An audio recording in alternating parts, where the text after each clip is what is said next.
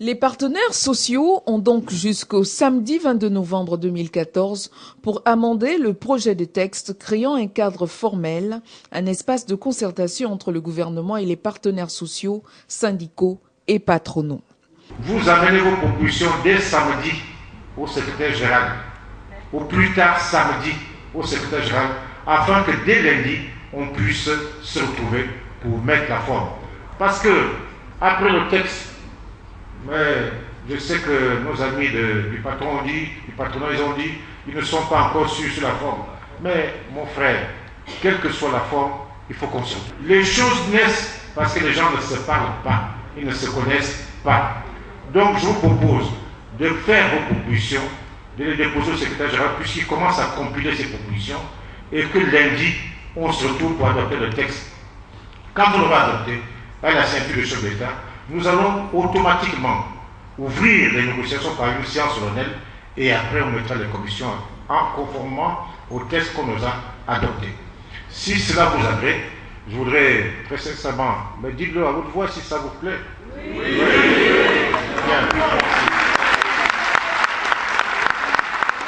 Il s'agit pour le gouvernement que dirige le professeur Daniel Onaondo de mettre en place un outil formel de concertation et de négociation exempté de toute considération sectaire.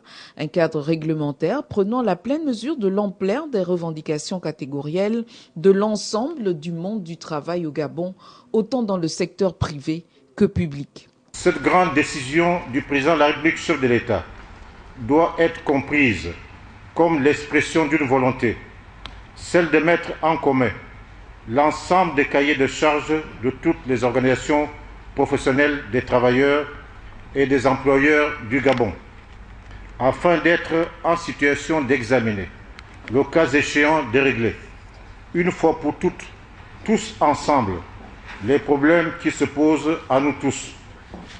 C'est aussi une manière de viser à sortir durablement du cycle infernal des résolutions partielles, des demi-réponses aux problèmes posés, des petites solutions sectorielles et limitées dans le temps et qui ont souvent eu pour conséquence directe des grèves à répétition et des cahiers de charges jamais complètement satisfaits.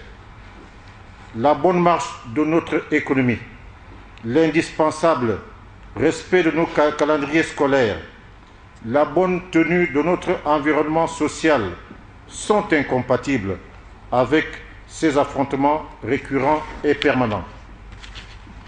Le cycle des négociations globales que nous entamons ce jour a vocation à examiner les problèmes, chaque problème, de manière approfondie, sous le triple regard des travailleurs, des employeurs et des pouvoirs publics.